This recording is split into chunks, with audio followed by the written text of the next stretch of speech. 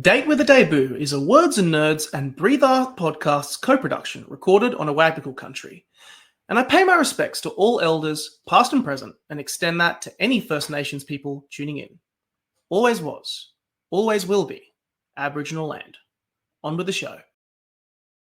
There's a lot of things, like a lot of prizes for unpublished manuscripts, but it's to get to the stage of having an unpublished manuscript is a massive feat in itself.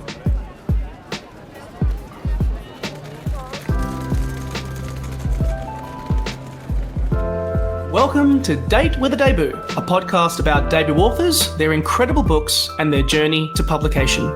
If you are looking for a new author to discover or writing inspiration for your own story and you don't know where to start, this is the place to be. I'm Nick Wasiliev, author of When Men Cry and your host for today's show, and I'm delighted to welcome another debut author in today's episode. If you enjoy the show, or indeed any other shows on the Words and Nerds platform, jump online and give us a thumbs up, a 5-star review, wherever you are listening. Thank you for listening to us and for supporting the Australian book industry. You can also find any books mentioned in today's podcast down in the description. Today, I'm joined by Michelle See-Tho, who is a freelance writer and copywriter. She's had articles and works published in Kill Your Darlings, Meanjin, Overland, and the Big Issue Fiction Edition. However, we're here today to talk about her debut novel, Jade and Emerald, which is published by Penguin Random House and also was the recipient of the 2023 Penguin Literary Prize. I started off by asking Michelle about her experience of writing the book, but also about the incredible honour of picking up such a prestigious literary prize.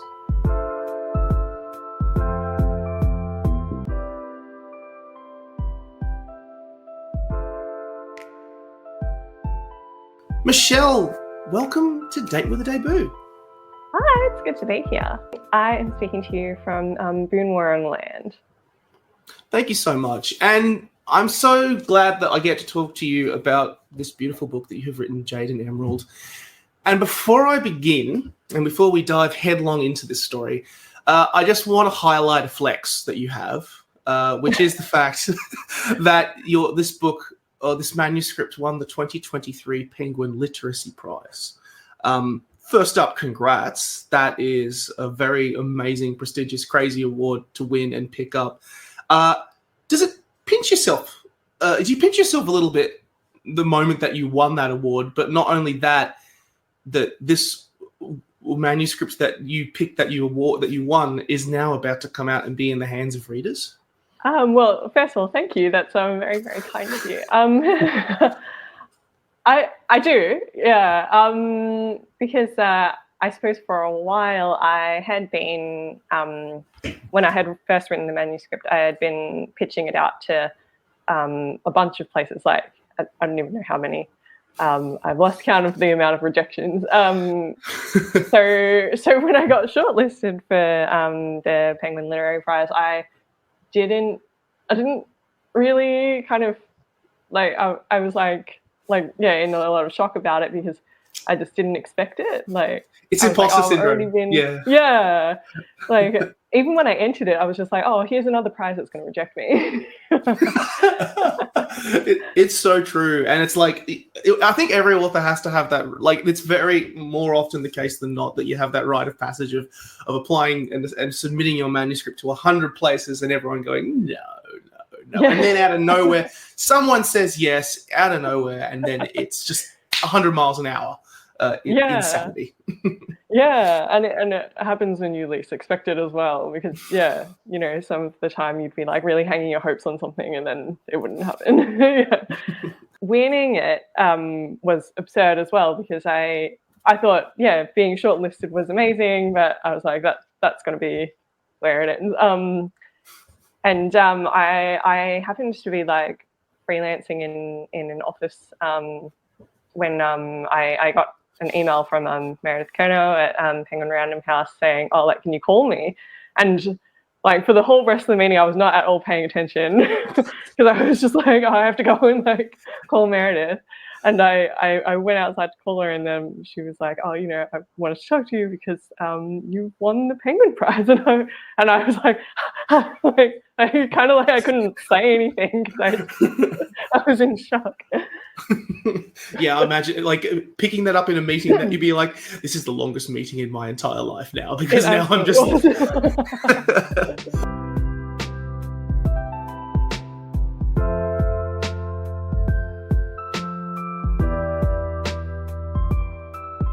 However it has come together, it results in this gorgeous, amazing book that I think you should be super proud of straight off by the bat. It's really an incredible story. And we always like to start these podcasts with the classic elevator pitch. And I know that this is your first audio podcast. It's always like, some people are down with it off the bat. Some people are like, let's try and nail this. So I want you to hit me with it. What is, for our listeners, the 1-minute pitch for Jade and Emerald? Jade and Emerald is the story of Lei Ling Wen. She's a lonely and bored preteen girl. Then she meets Gigi Nu, who's the socialite aunt of her classmate.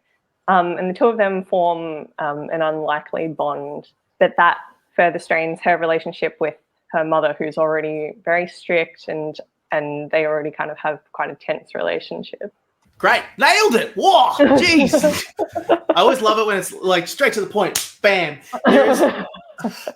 There is so much to digest and unpack in this book, which I love, first and foremost. There's always like the small little threads and ideas that come through. And the first thing is that it's very much a story about it's the migrant experience set within the framework of a coming-of-age story, which I feel like we haven't seen enough of. I mean, we've been exposed. There is a lot more.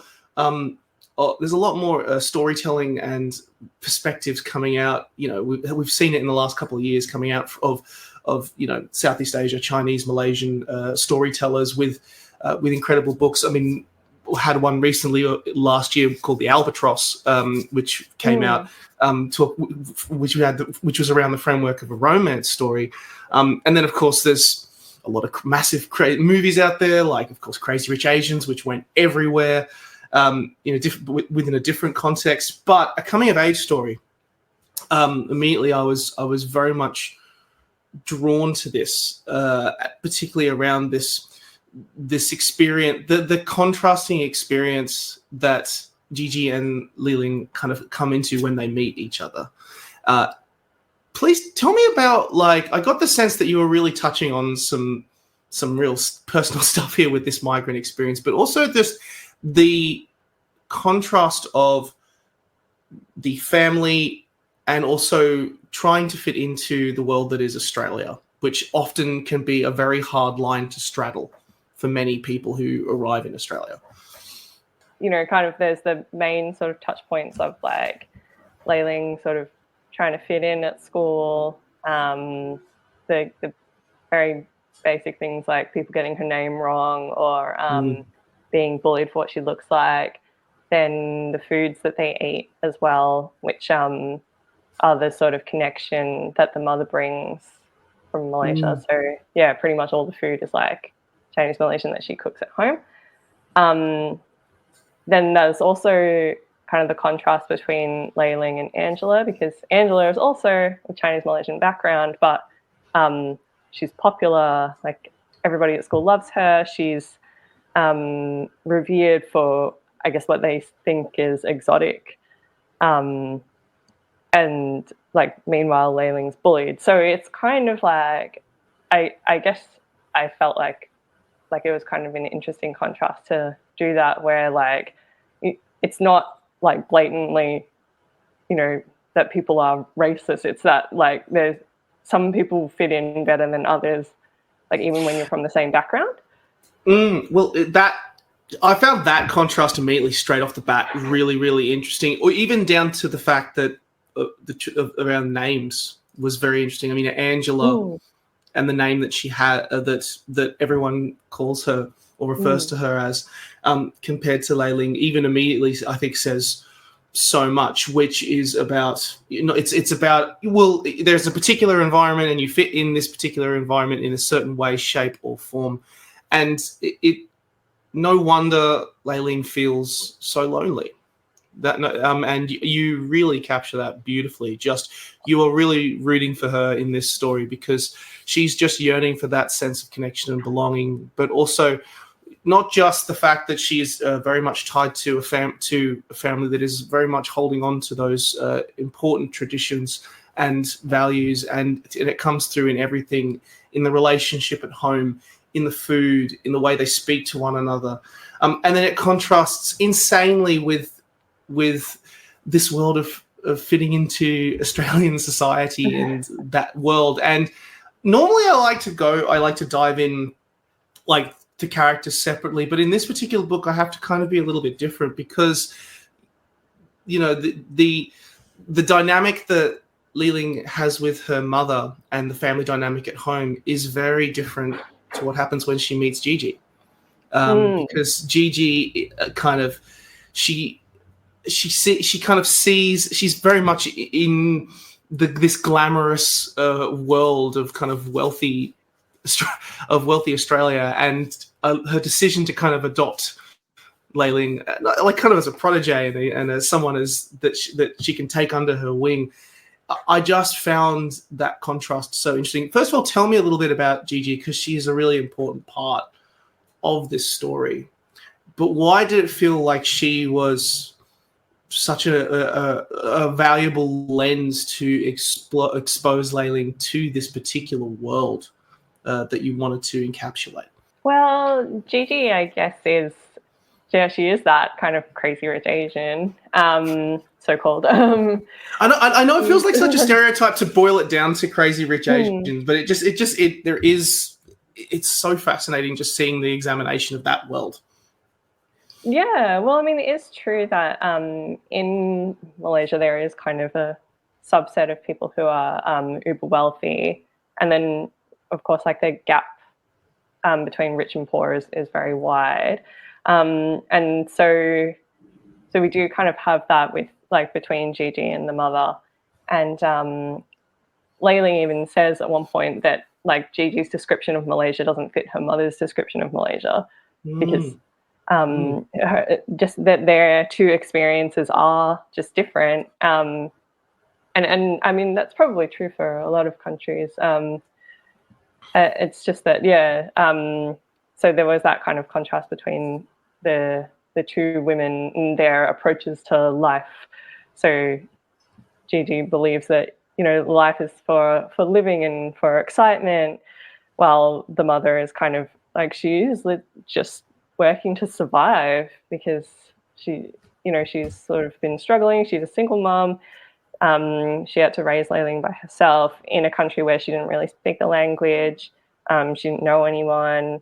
And so, you know, she's kind of holding down like two jobs, sort of trying to, you know, make the best of her life here because like she believed that she would have a better life in Australia and that her daughter would have a better life in Australia. The mindset of the two women, I think, is very telling of the backgrounds that they come from, because this was another thought because we have this contrast through the lens of Li-Ling. Gigi has the permission to, like you say, say life is for living and life is growing because she has grown up in an environment of plenty and grown up in an environment very much where if you want it, you can get it. If you want it, you can have it, which is completely at contrast to the family dynamic that Li-Ling has at home. Tell me a little bit about her mother, because and also particularly this very particular mother-daughter relationship that I think you encapsulate very clearly here. Like, is as much as it is a relationship filled with lots of tension and examinations of power dynamics, and very much framed within the context of the culture that the mother has come from. There is also a beauty to it and a very strong love. Oh, I'm really glad that comes across because, that's kind of what I was trying to do with the book. So that's really nice to hear. I guess the mother is very, very strict on Li-Ling, is kind of like sort of one of the first impressions that we have of her, that, you know, she doesn't, like, she sort of puts a time limit on her daughter to go to a party. She's, you know, she takes away all her toys, that she doesn't let her kind of go out with her friends after school or anything like that. She's very strict, and that's kind of, that does come from, like, the Malaysian mindset, like, you know, kind of hard work. And it's also a migrant mindset of, like, you know, like, I've picked up, like, my entire life and brought you to, like, another country. That, like, you kind of have to, like, make use of it. Like, yeah, like, that her mother has, like, sacrificed so much for her. But I think obviously Lei Ling doesn't see it that way, but like, what the mother wants is for her to kind of, like, make the most of the life that she's trying to build for her. There's no safety net. There's also that there's kind of the, Yeah. it's not, you're not in a situation where you are surrounded by family. You're in a different country with a lot of people that you don't know, and so you are naturally going to be not just a lot more protective, but a lot more making sure that you recognize that you are like a rung on a ladder, and your and the aim is to make your child be in a higher place, in a higher position, in a better, more comfortable place to enjoy their life more than you can with yours. That is the priority. But of course, how that comes across, it can be, yeah, it can often be at a detriment to Lei Ling, because it means that it is just such a rigid environment that allows no room necessarily for play or for at a time, of course, as we say, bringing it back to what this is about, really much a coming-of-age growing story where she is coming into her own as a young woman. There is a part of this story which kind of leads quite nicely onto this, which is, I want to keep this as spoiler-free as I can, because the ending, like later in the story, there is a big, something very big happens. And I think it's a great examination of, I don't know, maybe if it's just come at a point in my own life where my parents are getting older, and you start to examine, you start to ask more questions as you become an adult yourself about what your parents got up to before you came along, and what was the world of because they're just human beings like you, and you realize that, you know, as you're getting closer to, you know, having a family of your own, or, you know, getting partners, doing whatever, starting a career, that oh yeah, they were just like winging it like me, or doing whatever like me. And I like what you did here as more revelations come to light, that you examine the world. Like many children, when you're young, you don't even think that your parents were just always there, and you never thought that they actually had a whole life before you came along. You don't even question it. It's just like, mum is there, dad is there, whoever is there, and you never think about it. And I love that you that Lei Ling has to examine this, and even so, you do it still through the lens of the fact that she's still a child. She is still growing up. Yeah, this is a really great question. I think that most people look at parents and like you say, that they've just always been there. And I think people tend to see their parents as like, you know, they're there, they exist only to like serve us.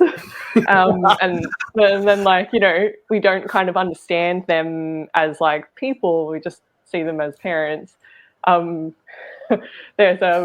There's a quote from Friends. Rachel says, "Why can't parents just stay parents? Why do they have to become people?" And yeah, and I did kind of really like enjoy kind of exploring like the mother as being this whole person outside of her life with her daughter. But I guess because the book is from Lei Ling's perspective, you only kind of see like the snippets and then what her mother tells her. So, you know, it's all like filtered through the lens of Lei Ling kind of not really understanding why her mother is behaving in certain ways. Like she doesn't really kind of get those nuances. And then, as I say, we will keep it spoiler free, but in that moment, it's a big shock for her. Yeah. It's just a great part of the story, and again, long and the short, the answer is for all the listeners, go read the book. We want you to be spoiled. But as a kind of a final question on this, and this is more purely, instead of talking about the story, it's more just my own curiosity leading me here. Did it make you reframe and look on your? I always find, particularly for authors, that writing a book is extraordinarily educational on particular subject matters, particular topics. And, instead of the boring question of what do you want readers to get out of this book, I always like say, go read the book and find out for yourself. What did the book teach you particularly, and on this particular endpoint about how we view parents and lives of parents and the fact that parents are their own human beings? What did this book teach you? That is a good question. It's on the whole kind of just that, like, everyone, parents or not parents, just people are, kind of layered and nuanced, and there's always more to someone than you might think. So the way that somebody reacts, for example, the mother being extremely strict, or even like, in our kind of wider lives, like, people who react in certain ways to certain situations, there's pretty much always like a story behind it. There's always a reason. And like people, they don't just do things like for the sake of it. Yeah. The subtext I always found off the back of it was sometimes there is the whole notion that you've got to grow up young or something quickly if something significant happens, or if you come from a certain background. The thing I really picked up about from this is sometimes that you can be, a young person who has lived and experienced a lot more than they probably could have or should have for someone of their age. But sometimes there is some things that you cannot fully understand until you have actually lived and experienced people. Was something that I really picked up from that. Because Liling has such a specific environment in this migrant setting, there is that can frame and paint you in so many certain ways at a time when you were growing up. But I think this whole other core part, not just with going back to Gigi with her lifestyle and her environment and the world that she's in, then bringing it back to the mother. I just realized, because when you're an adult, you have a different relationship with your parent, and you have a different connection with your parent, and sometimes you don't see that, and you cannot have that perspective until just time has passed, which I think is very interesting. And something really interesting to examine that I haven't, stopped to consider before, which is really great. That it's really great when a book does that. Oh, yeah. I mean, like, I think like that's quite interesting in the context of the book, because I guess Leiling has a lot of people keep telling her, "Oh, you'll understand when you're older. You'll understand when you're older," and she gets really sick of hearing it. But it is true. That a lot of things we just don't see them until we're older. It's suddenly it makes more sense, because you then develop the tools to understand, which sometimes can only just come with time.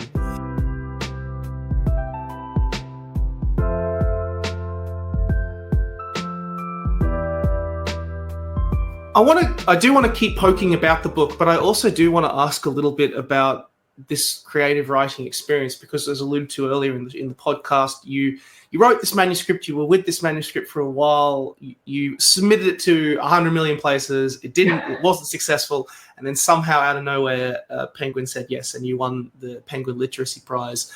And I always like hearing about how books come together, because it's never a silo, it never happens in isolation, it's a very collaborative process.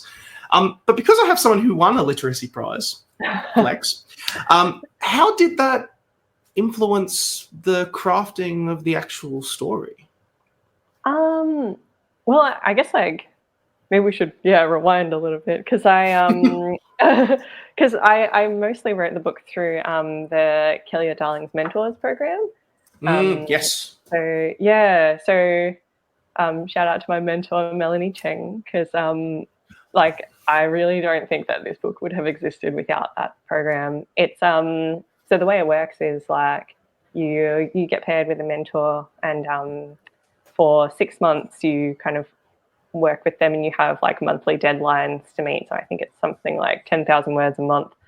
And so like having those deadlines for one like really helped because I had to like write that amount.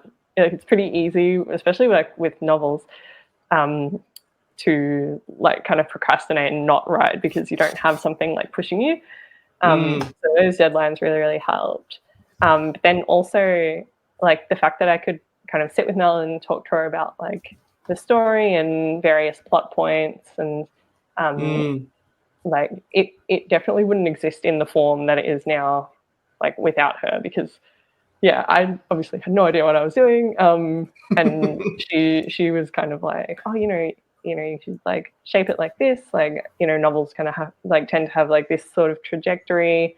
And like, and all of that kind of became like the book that it is. And so at the end of that mentorship, that manuscript was sort of what I was shopping around. And then, so as far as like the actual publication journey within Penguin, we sort of had like a structural edit. So structurally it hasn't changed too much because it's pretty linear. But one of the big things was that because it was set in 1999, I was trying to make it kind of realistic with like the time, you know, would people have spoken like this at that time? Sort of what was happening in the like broader kind of like political landscape as well. Then like the more kind of micro things like making sure that her violin lessons were regular and that like her school schedule and that they had like things like term holidays at school and that sort of thing because it's set over like one school year. And then kind of after that we did the copy edit process where we were kind of like tightening like the sentence structure and the flow, and like a lot of what I learned was about avoiding repetition. So like apparently Layling used to mumble a lot, so I hope that like she's not mumbling as much now, or rather I've managed to find other ways of expressing that. But again, some really great people helped me out there. So Meredith Kerner and Melissa Lane at Penguin Random House, excellent editors who were like absolutely integral to making the book like as polished and as I don't know, as literary as it is now. Do you absolutely endorse things like the mentor, like the Kill Your Darlings mentorship? Yeah. And what is the one thing I think you could say to someone like who probably has ever looked at that and gone, you know, maybe I want to try it, or maybe I want to sit with this manuscript in my own headspace for a little while. Maybe you know, what would you be, you know, your one piece of advice to someone who might be considering, I've got this idea and I want to do it in the mentorship. What do I do? I mean, I guess everyone is different, but I felt that the mentorship like really, really helped me because I didn't like. I'm a little bit of a procrastinator. I don't think I would have written for those deadlines. It's true. Like I don't think I really could have like put out that many words in that amount of time without it. And then also having someone who was like so deeply invested in your story and who knew like what you wanted to achieve and what your characters were doing and who really kind of cared about it as much as you do.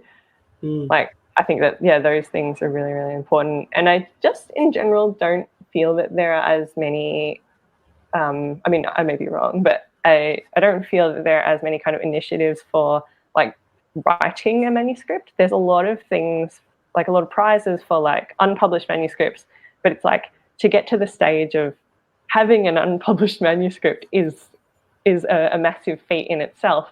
Yes. So I really endorse that program because I don't really know of many other things like it that kind of help you get to the point of having like a finished manuscript. Like, I think it's the more I hear about mentorships, the more I'm like, far out, I should do that for my next book. God, because you could just pick up so much knowledge and experience through just sitting with authors who've just had more time in the saddle, and would be such a valuable skill set. Yeah. What is next for you? Is there another book? Is it just a case of seeing how this one goes? What will we see next? I'd love to write another book. I guess I haven't really kind of sat down and kind of thought one out enough. Like, I guess I've got like some thoughts about like themes and things, but it's all very, very loose. And I am, of course, excited to see how Jade and Emerald goes. So I don't know if that will necessarily affect like whether or not I want to write another book, but it will just be an interesting experience, it being my first book and everything. Well, I love that there's always that there's like something sitting there in the grey space that hasn't fully formed. It's like, oh, you're there again. I know. That's how it feels. You again, waiting for you to come out of the mist and reveal yourself to me. Yeah. Whatever happens next, you should be super proud of this book. It's Jade and Emerald is fantastic, and so much to dig into and digest and examine. And I really think that readers will absolutely enjoy it.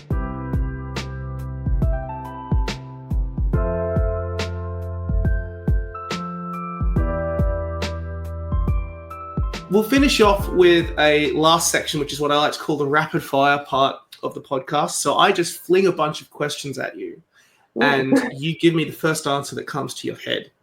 One or two of them I have given you time to prepare for, which is, of course, around books. And the first question I want to ask you is, what is your favorite book that you have read in the last 12 months? Yes, I did have to think about this a little bit because there are so many good ones. I'm a Fan by Sheena Patel. Ooh.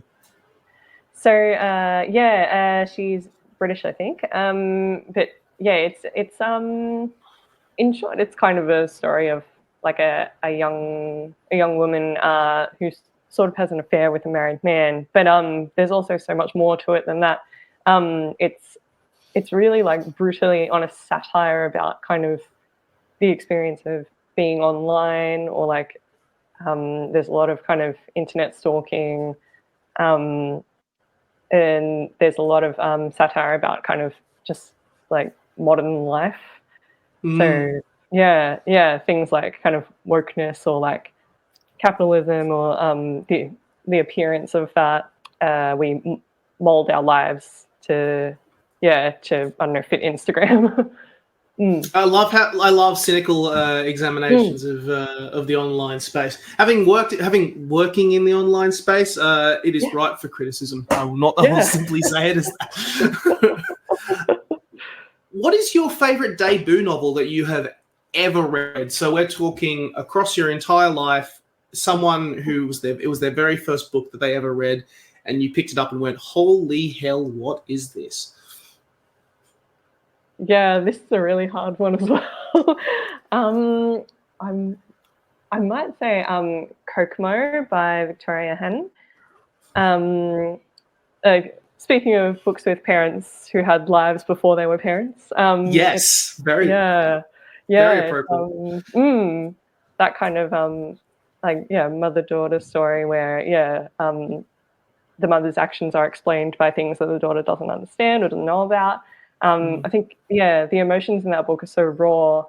And it's empathetic as well to kind of, anyone who's going through something. You really kind of get this insight into the characters. It's a great book. It's a great book, Kakuma. It was all the buzz when it came out, and it was for good reason. It was a fantastic story. Do you have a favorite word? Word? A specific word. I'm really not sure. Well, we could reframe it and say, is there, for example, like in your book, there's always one word that you use too much and the editor probably says to you, dude, you got to take that out. Or you use it like so many times. Was there a particular example? Well, yeah, as I said, there was a lot of mumbling. There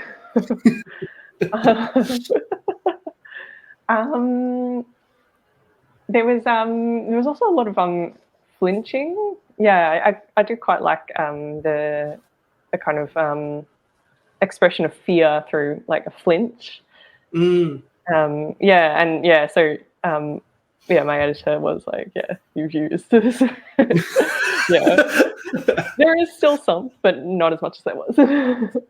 Oh, I love it, and also flinching. You can so much you can connect to it and do on that. And yes, Paul really does flinch a lot in this book. Yeah. There are so many. I love all of the increased. There's the more books coming out of, kind of not just based on the migrant experience, but coming out from authors from a migrant background. As mentioned, the Albatross, of course, yourself. Is there a particular writer, whether it be Chinese Malaysian background or someone else, that you have think everyone should really check this person out? You're sleeping on them. Melanie Cheng, who's her background is she's from Hong Kong, but she mostly grew up in Australia as well. Her writing is great. Alice Pung also. Oh yes. A lot of, lovely writing, and was literally the editor of the book called Growing Up Asian in Australia. Yes, which you should read. That's a great book, actually. That's a really, really good book. I'll throw one as well into the mix, which is a Japanese writer, Miko Kawakami. She wrote Breasts and Eggs that came out in 2019, but it's just a really amazing story. And I've become obsessed with Japanese storytelling in the last 12 months, whether it be authors or through the other forms of it, like filmmaking, manga, whatever it may be. Just you check more of those writers out as well. They're also phenomenal. Do you have a favorite trope? I do like the unlikely friendship kind of story. I also really love the old sad girl novel. Sad girl novels work. They do. Yeah, they really do. They work for a reason. It's fire. Absolutely. And then last question. Obviously, growing up or coming of age stories have been done a lot. You have now completed one of your own. And I know you probably would have been familiar with a lot of other books that deal with that growing up and coming of age experience. Is there a part of that experience, now that you've kind of dove into the nooks and crannies of writing a story like that you think hasn't been covered, or something that should be re-examined or recontextualized? I mean, I'm sure it probably does exist, but I would be interested in seeing, kind of a bit more of a migrant story that has like a more positive relationship with the parents, because they definitely do exist. But I do feel like a lot of the time it is kind of written as like, parent versus child, but it would be nice to see more kind of it's like positive relationships. It's hard to do that because often that tension is often so built on it. But maybe we should. Another idea, maybe a sequel. Yeah. I don't know how you'd weave that together, but woohoo! Michelle, this has been so much fun. Thank you for gifting us with this book, and thank you so much for coming on Date with a Debut. It has been a pleasure chatting to you. Oh, thank you. Thank you so much for having me.